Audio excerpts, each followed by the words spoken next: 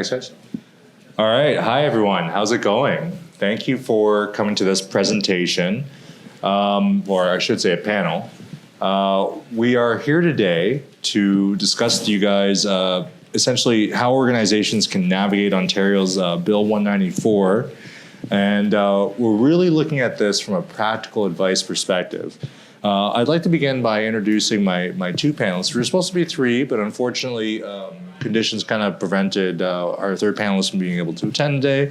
That happens, but we are here with two very wonderful individuals, and I'll start over at the end with Phil. Phil, please introduce yourself.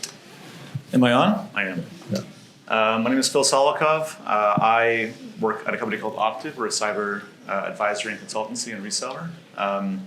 Part of what we do is walking a lot of our clients through what it takes to actually comply with different types of regulation, including public sector, and even for some of our private sector organizations who are serving public sector customers.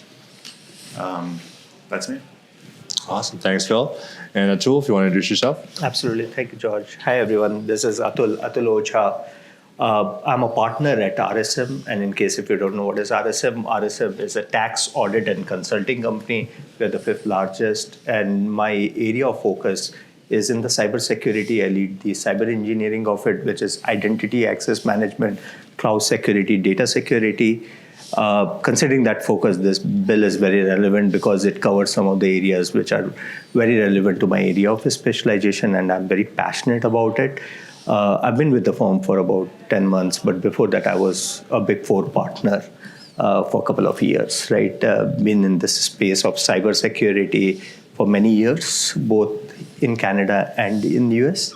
So it's an exciting bill, I would say, and I'm very happy and excited about the discussion we are going to have. Awesome. Thank you for that. And I really love the fact that you guys have so much diverse experience, because that's what we're going to need. I'm going to start off by asking the room, show of hands, who here is working for a public sector organization? Yeah? Great. Who here is working for a commercial sector organization? Hands up, yeah. Who here is working on the delivery side when you're working on the commercial organization? If you're doing consulting, is anyone doing consulting delivery? Cool. Is anyone doing business development and sales? Okay. Solutions architecture also counts if you're supporting your team. Just so we kind of understand like where the room is. We really want to focus on practical advice in dealing with kind of the implications of this mandate. So one thing that we kind of noticed in our discussions prior to this is until frameworks start coming out of the legislation, what we have to look at is the perspective of if you're in a public sector organization, how do you determine if your professional services partner is the right organization and the right offering for you? If you are in a commercial organization and you provide consulting and professional services to the government, how do you frame your services and sell them in a way that actually provide business value to your client? At the very core of this discussion, these are the two things we're going to try to address. So I'm going to open up with the first question we have. And gentlemen, take it either one of you first. But I'd like to know at a high level, what are your biggest immediate takeaways from your read of the mandate? Atul? Yeah. So first and foremost, right, I want to call out something which is very important, right? And I think getting onto the same page is very important, right? This is not just about cybersecurity, right? And the folks who understand cybersecurity, we know that cybersecurity is never a standalone piece. It gels into your IT and many other aspects of the organization and all. And the way I see it after reading the bill is there are 3 legs to this, right? One is cybersecurity program, the governance side of it. The second is the AI part of it. And the third piece is the privacy protection, or call it the data protection. I always believe privacy and the data protection go hand to hand, right? If you really look at it. And this bill addresses all the 3 points. And that is what makes it very interesting, right? Because if you are just talking about one of the side without thinking about all the development that's happening on the AI front and not thinking about the data protection, which any public sector is responsible for, and that's a huge mandate and all, we are not making it a comprehensive or holistic bill. So the beauty of it is addressing all the 3 points, and that's the most exciting part of it, right? As I think, George, you put it rightfully in as part of the introduction, I see it as a crawl, walk, run. What has come out of it is just the crawl part of it. Think of it as a framework, think of it as a specification. There is no clear say per se what are the technology standard you got to follow. And folks who understand cybersecurity, we have many standards like NIST, ISO, and many others, right? So it is not getting into the technology or any of the details yet, right? So the how part of it is not there yet, right? And which I think will evolve when we get into from the crawl to the walk, and then it will get into the run stage at some point of time.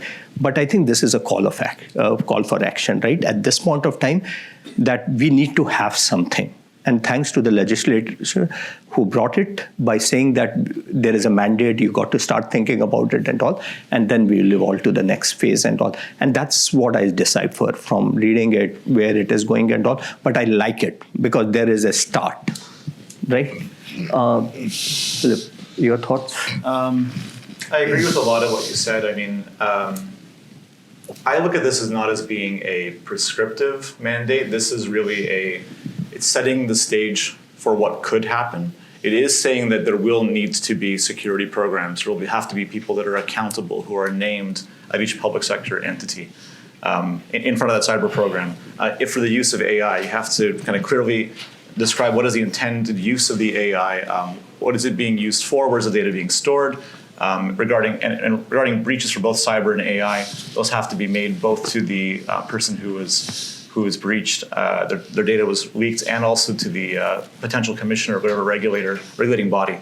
And the privacy side, it's the same thing, right?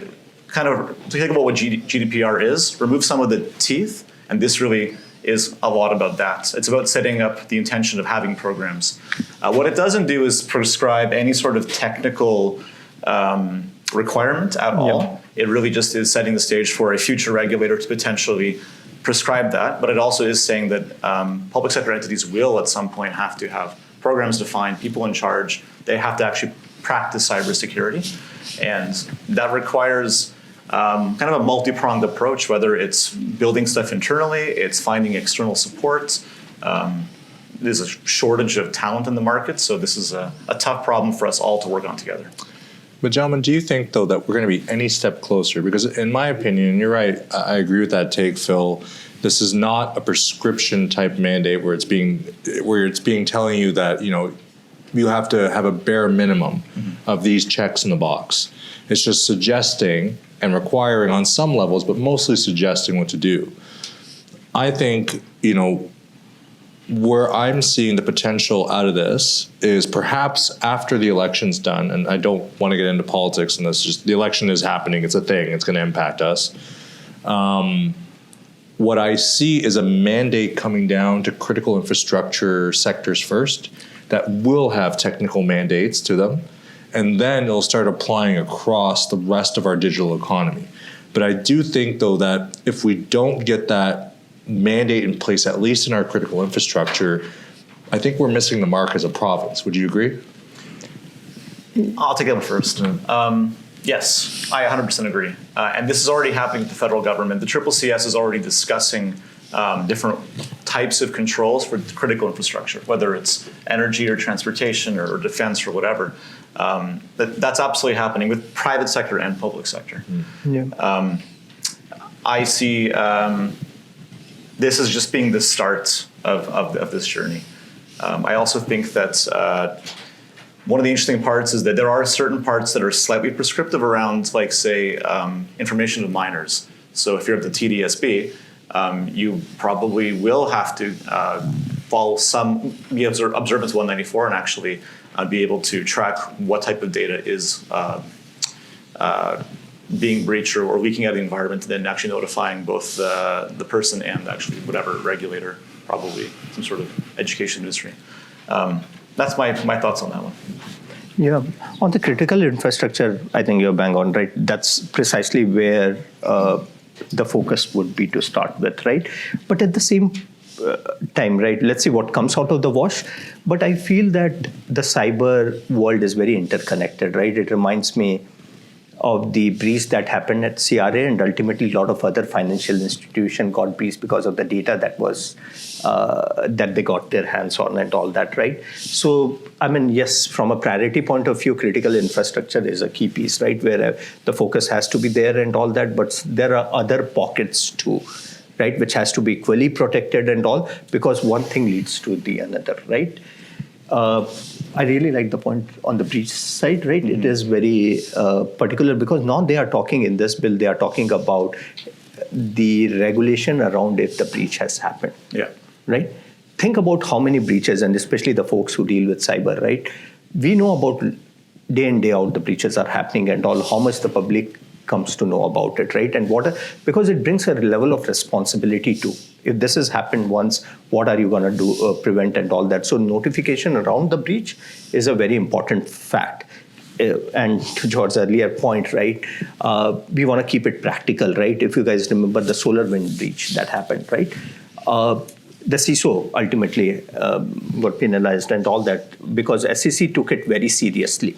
The reason why SEC took it very seriously is there was an intent to hide the data and all that. Not getting into the details there, but my point is putting things out there as it is and all is important from a risk management point of view. So if you think about that, this kind of mandate would bring the level of transparency and other detail which is required. So the notification around the breach that is mentioned as part of the bill is an important element that I think is very promising. Let me add something to that. A lot of you are cyber practitioners. You already have probably some sort of breach response, and you probably have some sort of breach notification guideline. You may not, right? Not everybody does. But it's kind of best practices at this point to contact maybe local law enforcement, eventually the RCMP, eventually the CCCS or the CSE. We're already doing breach notification, and if you are subject to any sort of GDPR or the Quebec laws or the California law, you will have to comply with that breach notification anyway. So this is really just following in that exact same path, which we're already on as an industry. It's kind of just Ontario catching up and trying to set the table for the future. So bearing that in mind, then you need real stakeholder support to kind of be able to make these kind of changes, yep. Whether there's a government mandate, but until it comes down as a legal compliance-based mandate, for now, we have to get board support.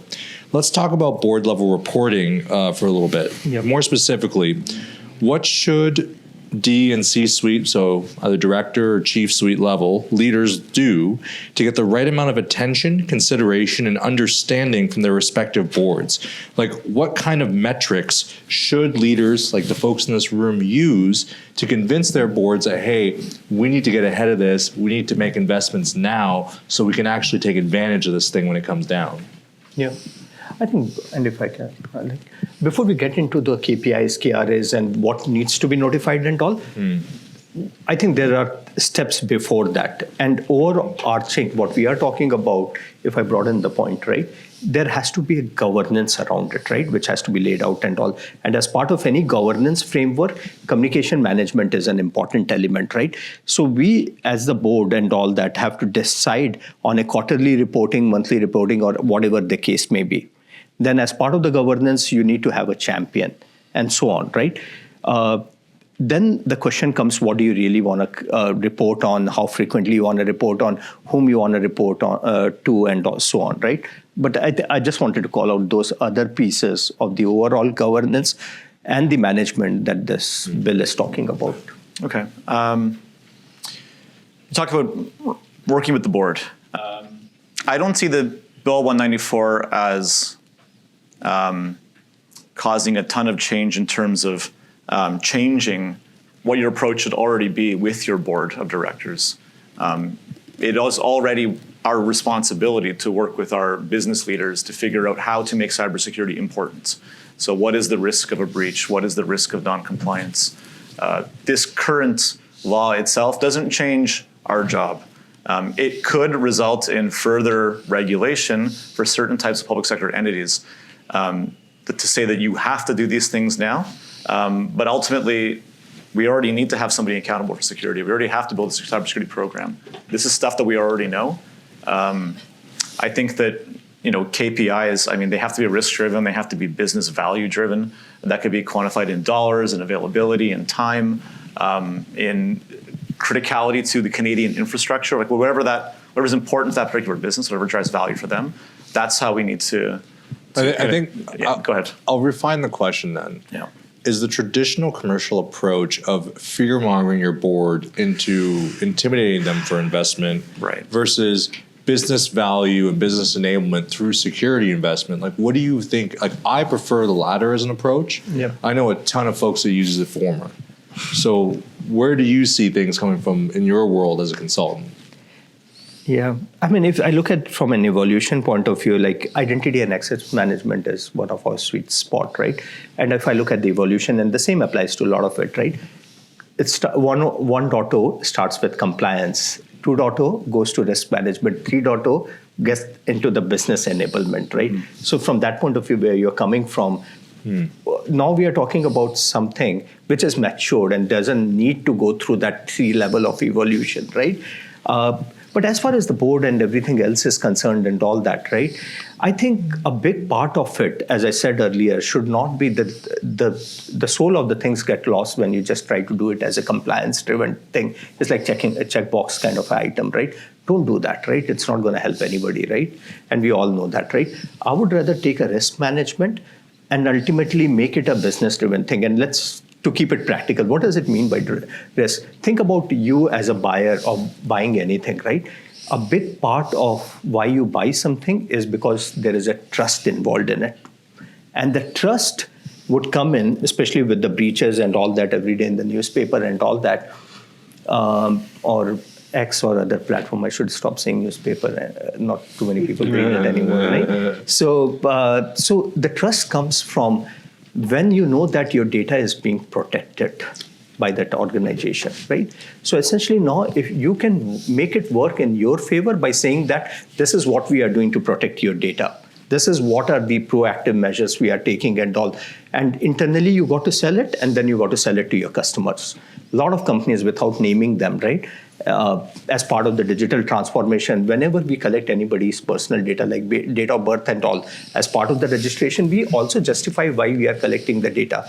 Why we are doing it? Because we want to establish the trust. So I think the part of business enablement and all comes from the fact that you are establishing the trust. And the trust will come from cyber, privacy, and other controls, right? And that is what is the heart of this matter, right? Where when we want to make it a risk-based approach or business enablement approach, we have to establish that trust, especially in a business or a commercial world, right? Whether it is a B2B scenario, whether it is a B2C scenario.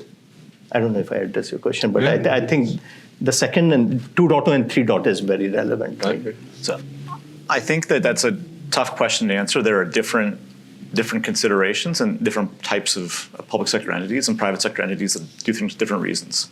I want to say something cheesy like the winds of cyber flow in different directions through different forces.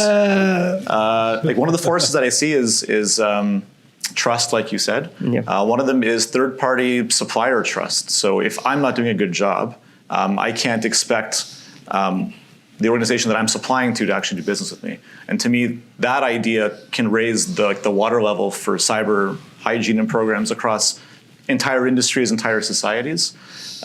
Sometimes with government, it's about public safety. Sometimes with public sector, it's about compliance. Sometimes you can only get things done through compliance because there just isn't the mandate. It isn't what they're focused on whatsoever.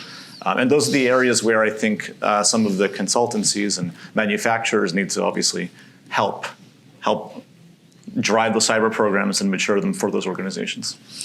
And I think that's a really good point, Phil, and it actually helps segue perfectly into the next question, which is also going to go to you to start. Yeah. There's a big ongoing debate right now between the prioritized interest of technology and business processes. How important is it when looking at making GRC level changes to your program or advising your clients to do so on an individual level, meaning unique to that organization?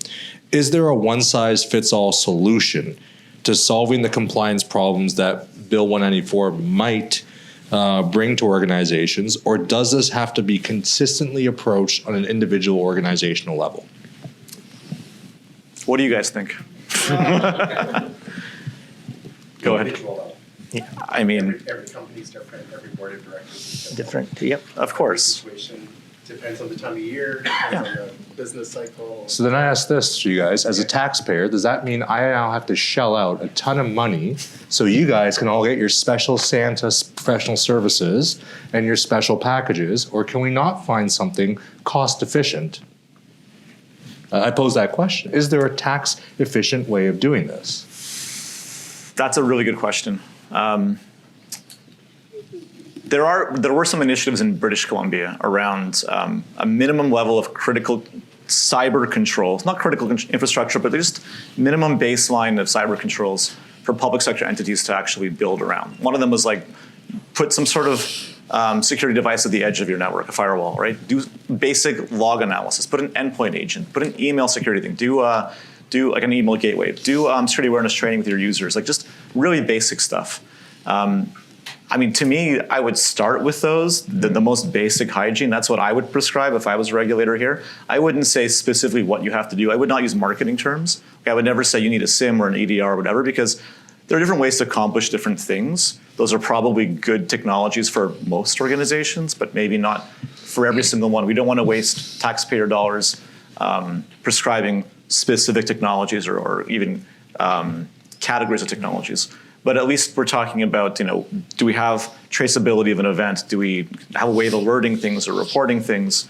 Those are the important things that I think we need to figure out a way to do en masse and not have to bespoke for every organization. We work with clients all the time where some clients are, a police force of thousands, others are a police force of like hundreds. And it's so few. It's one IT guy that does security, and he's like the office admin, he does everything at this organization. So how can you expect them to actually do security? It's almost impossible.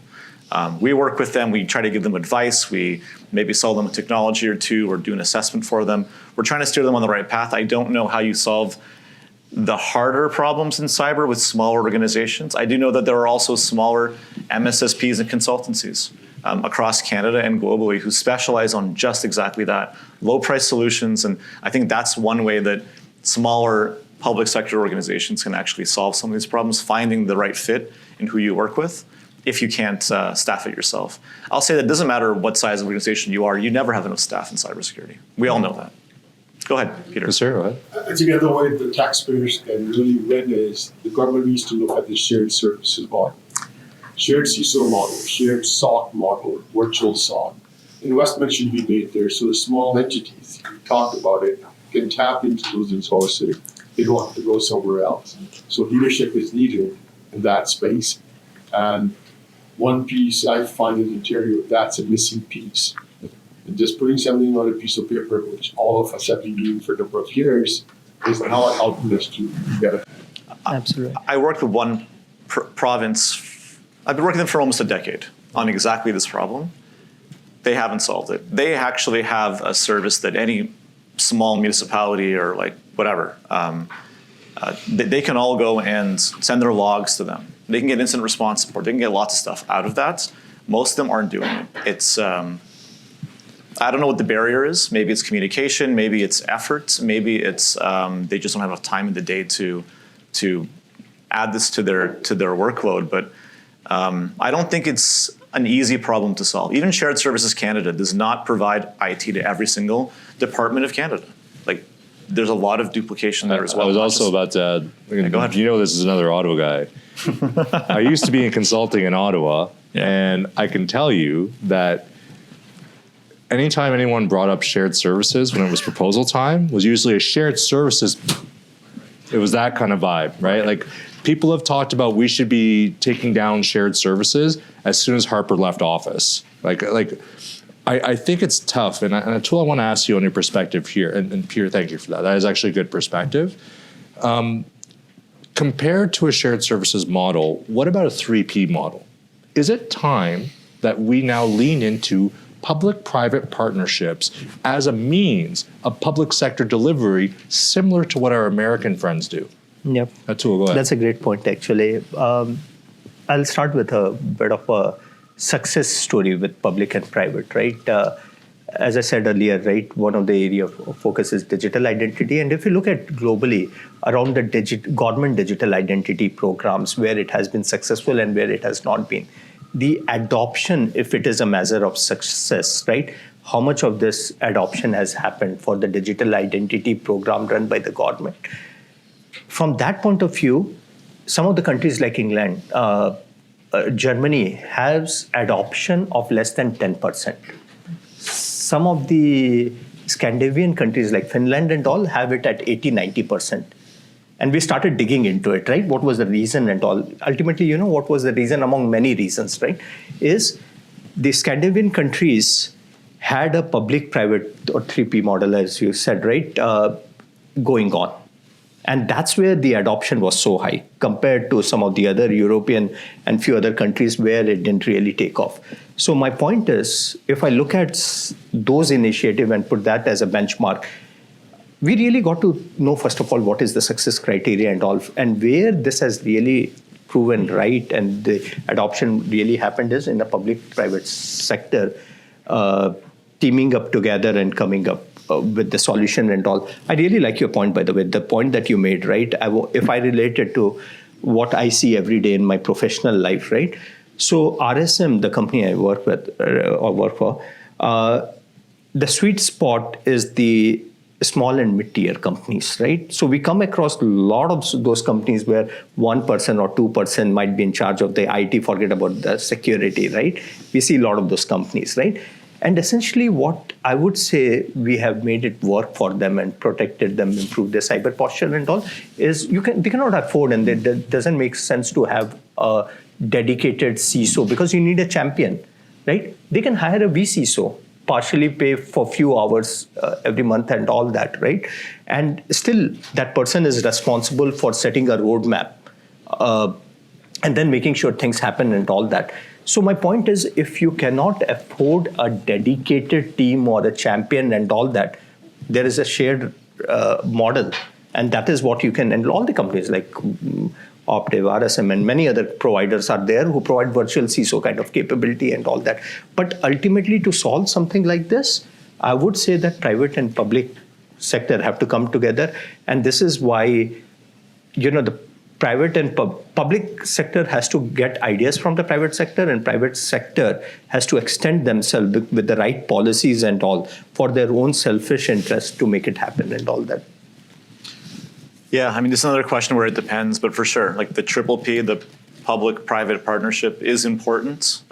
It's always been important. It's not like we can separate these organizations or ideas completely. They have to work together. The question is, how efficiently can they work together? Do we have the cyber economy or society to actually solve some of these problems? I think that we do. I think that we have a lot of amazing talent in Canada and globally to help us with some of these problems. I don't have anything to say other than, that's the name of the game. We have to all work together. It's not a problem for them to solve, for us to solve. Yeah, one of the things that part of Bill 194, and plus what all of our discussions are, of course, we're problem solvers by nature, but that's not really it. It's really about quantifying. So when we talk about the size of an organization, how many is a small organization, a medium organization? How much is, and then with Bill 194, how soon does it have to be done? What are our penalties? So it's about creating those quantifiable measurements that allows us to kind of go forward. So if we say a small, medium business is anywhere from 1 to 1,000 individuals, then we can implement maybe a solution with the 3 Ps to here. If it's a larger enterprise, then we can look at it from this perspective. I think that that's something that's really missing because we keep talking, not about here, but in general, we keep talking in circles when it talks about policy, about Bill 194, that when is it due? When do we have to have this done by? And how much is going to cost us if we don't? And then that bill is already like law. It already went through royal assent. It's done. It does not prescribe timelines. It doesn't really prescribe any sort of what you have to do. It says regulators may provide directives. That's very open-ended. Ultimately, it's just saying that at some point you will need to have a cyber program. You need to take things seriously, have someone accountable, do reporting. For the AI stuff, it's what are you using it for, and provide documentation around why this thing exists in your organization, and how have you put mitigating controls around whatever risks you've identified. So all that stuff is, again, it's table stakes for a cyber program. It's just, do we have the time in the day at a public entity to actually get this done? Yeah. I like your point. Actually, I was thinking on the same line, right? I don't know what's going to come out of the wash, right? But as you said, right, we are problem solver, right? So one dimension, and by the way, to solve this problem, I think we have to take a multi-dimensional approach, right? One of the dimension is the size of the company. The other dimension is the sector you are in. Financial versus critical infrastructure versus and all that. Because depending on what data you are protecting, what kind of national threat we can get into and many other criteria and all, we have to take it as a multi-dimensional approach and first define all those dimensions, and based on that, we have to do it and all that, right? The fear of penalty and all is not going to make it happen and all that, right? There has to be other incentive, there has to be other measures which has to incentivize companies to do it, right? That's the way we can make it practical. Just And thinking back to GDPR. precisely, that's where I was going with it, right? GDPR, there was a big stick, Yes. right, with the percentage of revenue and all. Yeah. What happened really? We all know. Peter? So looking at the way this government has been working, I think they will unleash an interior audit general on big organizations to see where they are with their work. And they come back a year after or 18 months after, they will give you a timeline. Audit's going to happen. They're ready for it. And once audit is done, they will come back every year to check back on you that you told us you did this. Are you online or not right now? So I see within 18 months or so, we will see auditors being active in this space on us. I agree with you. I think that is what's exactly going to happen. They're going to pick on the larger or the more critical, important targets, start with those, and they will probably end up creating regulation based on what they feel like they have to do. And the question is, how far will they go into prescriptive directives, and how far will they hold back and say you still have space to do what you need to do without going too far? I think that's a fine balance. And I also think that it's good to have this kind of conversation in a room like this. And I like that the room's getting steadily more full as it's going. Because at the end of the day, there is nothing prescribed in this mandate. Yeah. And the government will be turning to the types of people in this room for the advice necessary to draft the next levels of policy. So please, I encourage you guys to take this debate back to your homes, back to your organizations, back to other associations and communities you're a part of. Because I think we need to also begin socializing the message of security in both the commercial space and in the public sector. Like I do believe that it becomes a national digital supply chain security issue. And I think, and you guys can correct me if I'm wrong in your closing thoughts, which we'll go into, I think what's going to come down is a baseline minimum standard. So if you want to incorporate and start an entity, you now have to consider some degree of infrastructure security from the start. Absolutely. That's my prediction. And I pose that to you, gentlemen, as the start of your closing thoughts as well. What do you think about that? And in general, what are your closing thoughts? I'll go ahead. Yeah, absolutely. You can close off the whole thing. Yeah. I look forward to a reasonable set of minimum controls being put forward for every business, and certain types of businesses or organizations, entities, even more strict prescriptive depending on what they do. The financial institutions have their own regulatory boards. That might be one avenue this happens through. The energy organizations are all regulated as well. So I mean, the systems and the organizations are already there to actually flow some of these directives and recommendations through. I can't see exactly how that's going to go without too much government overreach, but I do hope that we get to some sort of minimum level. I think it's a very aspirational thing for us to get to. I think it's an important thing for us to do. Yeah. Joel? Yeah. Before I come to that part, right, I see an opportunity here which we missed the boat earlier, right? What I mean by that is when the technology started evolving and all, where we really missed the boat on cyber, because cyber was an afterthought, right? And still it's like we are going in circle and catching our own tail, right? And that is exactly why we are in this space and state right now, because cyber was not on the top of the mind and all that, right? Now, if I look at this bill, I see an opportunity with AI. AI right now is a gold rush, right? Everyone is jumping onto it, trying to do it and all that. What we don't want to miss are the three things that has been called out. The ethic part of it, transparency, and not having the biases.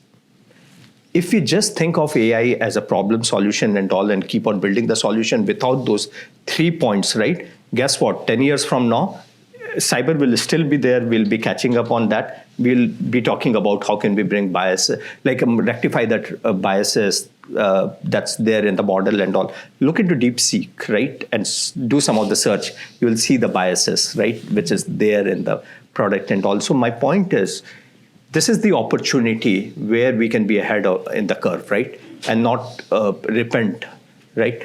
So now coming to the closing part, right? I don't know what's going to come out and all. I completely agree with you, Phil. There should be a minimum viable thing, right? Which has to be proposed and all. We'll see what comes out of the wash, but definitely that's our hope and all that. But as part of the private sector, I think we should try to influence, we should try to contribute and all that.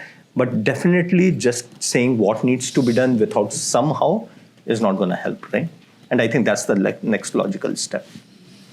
Gentlemen, thank you very much. Everyone, thank you for listening and joining our presentation today. If you have any questions, please we'll be here for a minute or two afterwards or get a hold of us online. Thank you. Thank you. Thanks a lot.